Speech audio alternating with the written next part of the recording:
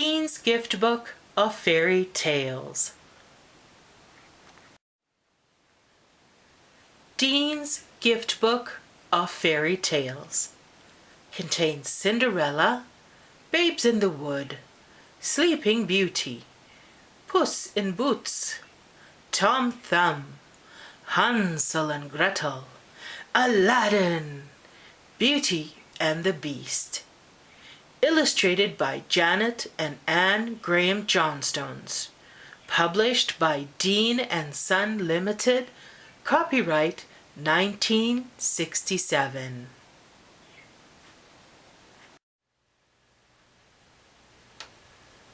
Hi everybody. Today we will be reading Puss in Boots. We'd like to say hi to Olive, Ondine, Braxton, Robin, Linda, Shane, Matthew, Renee, and all of our friends out there. Let's get started.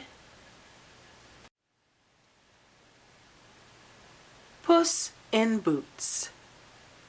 Once upon a time, there was a miller who had 3 sons. When he died, he left the mill to his eldest son, his donkey to his second son, while to his youngest son, John, he left a cat. The 2 eldest brothers now worked as partners, but they did not want the youngest to join them at all. "What use is a cat?" they scoffed. "Why should we share with you?" John was wandering sadly away when he heard a voice behind him. "Master," it said. Turning, John saw his cat looking up at him with his wise green eyes. "A talking cat!" gasped John. "Yes. If you will only buy me a pair of smart boots, I will make your fortune," answered the cat. Now John had very little money to spend on anything, but was hoping to buy himself some supper. But he decided to trust what his cat said. So off he went to the bootmaker and purchased the most beautiful little pair of black top boots with smart red heels. Puss was delighted. The boots fitted him perfectly. Then, standing on his hind legs, he marched up and down, looking as if he had worn boots all his life. "Thank you, master," purred Puss. "Now you wait here for me. I'm off to make you rich." First, Puss took a big sack, which he filled with cabbage leaves. Then, with a swish of his thick furry tail, he was away down the road. Soon Puss left the road and ran across the fields, until he came to a rabbit warren. There, creeping very quietly, he propped his sack open and hid himself. Soon some inquisitive rabbits were sniffing around the sack. A large, greedy rabbit pushed the others aside and, hopping into the open sack, started to gobble up the cabbages. Sly Master Puss, who had been watching carefully, quickly pulled tight the string he had around his sack. After killing the rabbit with merciful swiftness, Puss lifted the sack onto his shoulders and marched straight to the royal palace. Now it had happened that His Majesty the King's very favorite dish was French rabbit pie. Clever Puss knew this and hoped to get an audience with His Majesty. "I must think up a grand name for my master," mused Puss. "Ah, I have it! The Marquis of Let me see. Carabas. That has a nice purr in it. The Marquis of Carabas. At first Puss was afraid he might have some difficulty getting past the guards. In fact, the soldiers were so astonished to see a cat walking by his hind legs and wearing boots too, that they let him pass without questions. "Must be some new joke of the court pages," remarked the captain of the guards. And he escorted Puss to King himself. Here Master Puss swept His Majesty the most elegant bow and laid the rabbit before him. "A gift, your Majesty, from my dear master, the noble Marquis of Carabas," said Puss. A talking cat! The king was astonished. The captain of the guard was amazed. His Majesty's page was wide-eyed, and His Majesty's little dog could not believe his long curly ears. But the kings are too polite to stare for long. "Ha! Fresh rabbit pie! I shall have it tonight. Delicious!" cried the king. The Marquis of Carabas is too kind. He has, if I may say so, a most unusual gamekeeper. After the king had thanked Puss many times and presented him with a becoming blue jacket, Puss hurried back to see his master. John was very pleased to see him, but a little worried to hear he was supposed to be a marquis. The next day, Puss said, "I have another plan. Go down to the river and take a swim by the bridge. Leave the rest to me." "Well," said John, rubbing Puss's ears fondly, "you are such a clever Puss. I will do anything you say." Off John went to the river, with Puss following.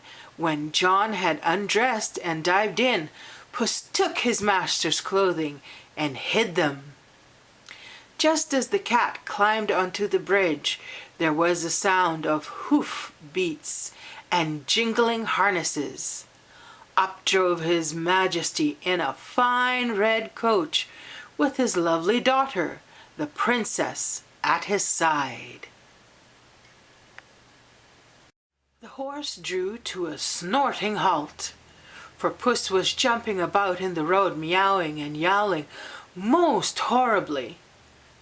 "What is it, gamekeeper Puss?" inquired the king, leaning out of the window. "My master has been robbed!" cried Puss. "While he was swimming, thieves came and stole all his clothes. Meow, meow, alas, the poor marquis!"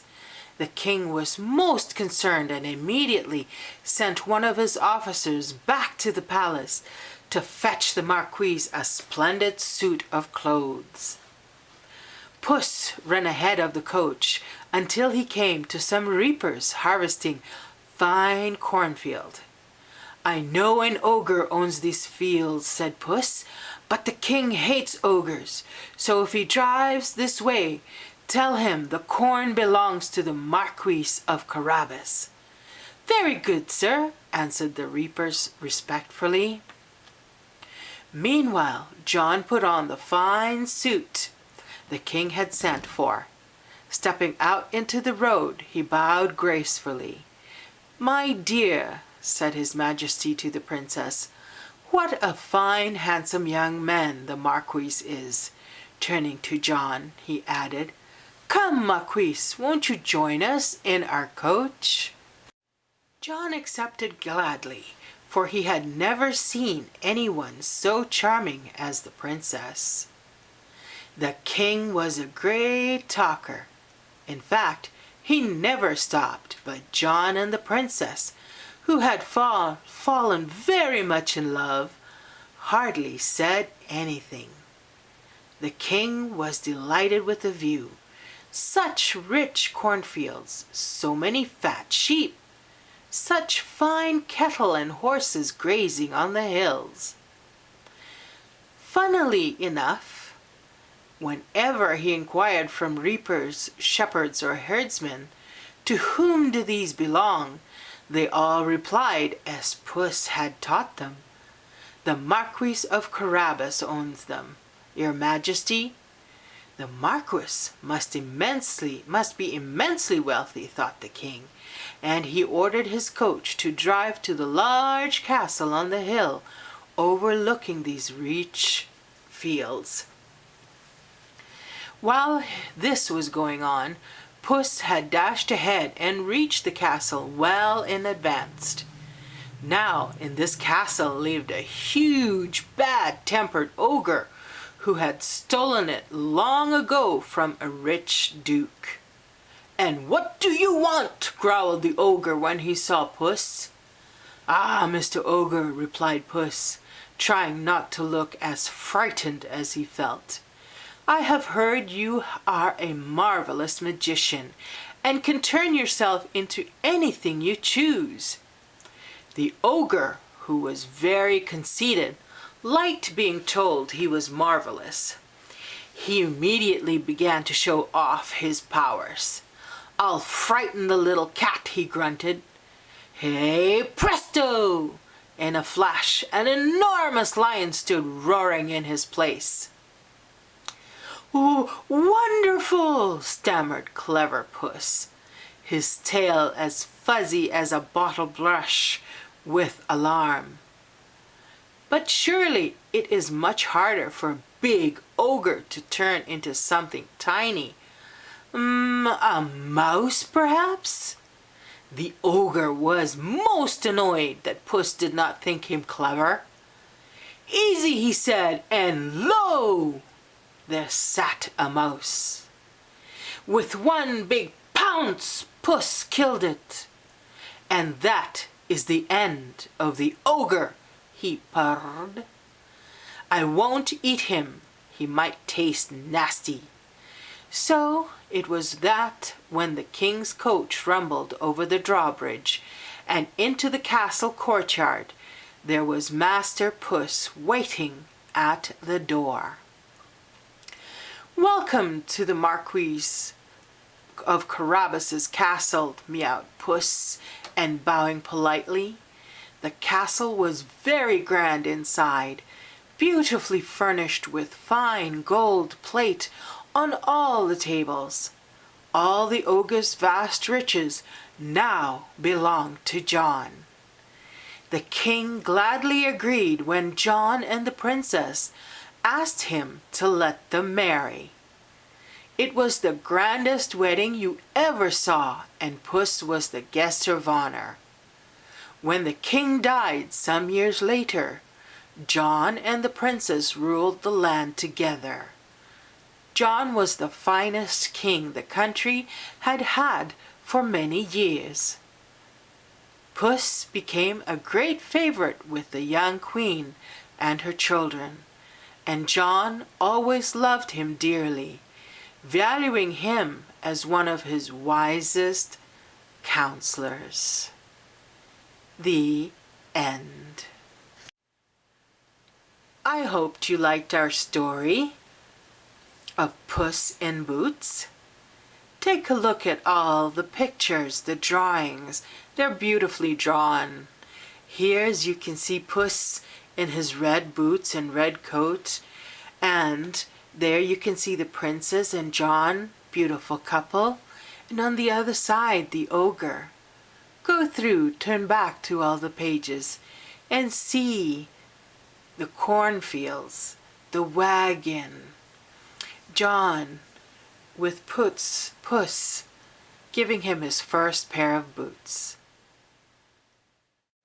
Thank you for joining us today. We'd like to say goodbye to Olive and Ani, Linda and Shane, Renee and Matthew, Braxton and Robin. And to all of you, thank you for joining us. We'll see you again. Bye, everybody. Bye-bye.